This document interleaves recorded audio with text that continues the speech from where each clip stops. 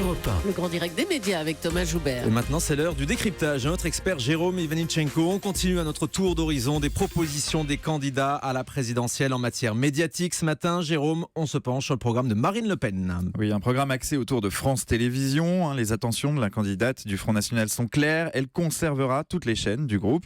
Elles ont chacune leur spécificité, chacune leur raison d'être, y compris la petite dernière, France Info. En revanche, Marine Le Pen insiste sur la nécessité de réconcilier les Français avec leur culture. C'est la mission première de France Télé et selon elle, cette mission n'est pas remplie.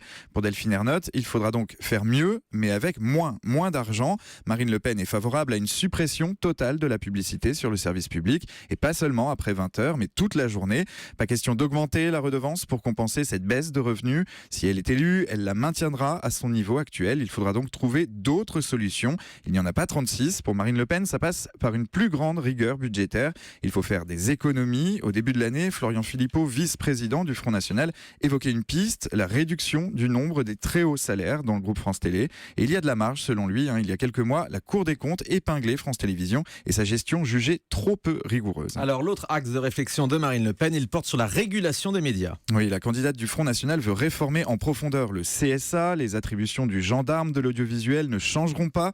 Il sera toujours chargé de désigner les présidents de France Télévisions ou de Radio France. En revanche, il n'aura plus le même visage. La candidate l'inscrit en toutes lettres. C'est l'engagement numéro 113 de son programme. Le CSA sera composé désormais de 3 collèges. Un premier avec des représentants de l'État, un deuxième avec des professionnels de l'audiovisuel et un dernier composé de représentants de la société civile. Elle est là, la nouveauté, des associations de téléspectateurs, d'auditeurs, de consommateurs qui seront désormais intégrés dans les processus de décision du Conseil supérieur de l'audiovisuel.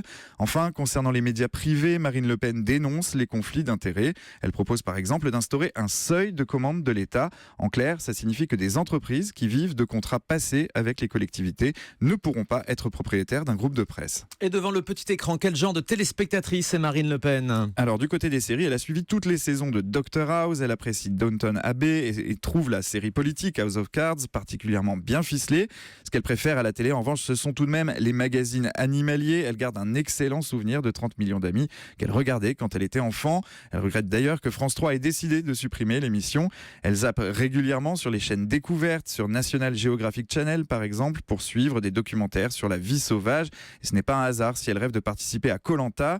Ancienne avocate, elle apprécie aussi les émissions qui retracent des procès ou des affaires célèbres. Elle cite évidemment Faites entrer l'accusé. En revanche, vous ne la verrez jamais devant Touche pas à mon poste. Elle déteste les émissions de télé qui parlent de la télé. Idem pour On n'est pas couché et le ricanement permanent de Laurent Ruquier. Laurent Ruquier qui a peut-être un peu de soucis à se faire si Marine Le Pen est élue. Ouais, c'est ce qu'il avait laissé entendre face à Florian Philippot récemment dans son émission. Il avait demandé clairement à Florian Philippot si Laurent Ruquier serait toujours à la télévision en cas de victoire de Marine Le Pen. À suivre donc. Merci beaucoup Jérôme Ivanichenko. Demain, on passera en revue le programme de Jean-Luc Mélenchon. Jean-Luc Mélenchon, candidat de la France Insoumise. Tous les programmes des candidats à la présidence de la République en matière audiovisuelle. On s'y intéresse donc jusqu'au premier tour dans ce grand direct des médias sur Europe 1. Et dans un instant, on continue de parler de la présidentielle avec des incertitudes de nouveau qui pèsent sur la soirée que prévoit France 2 jeudi soir. On vous explique tout à Guillaume Janton juste après la pause. Très bonne matinée sur Europe 1.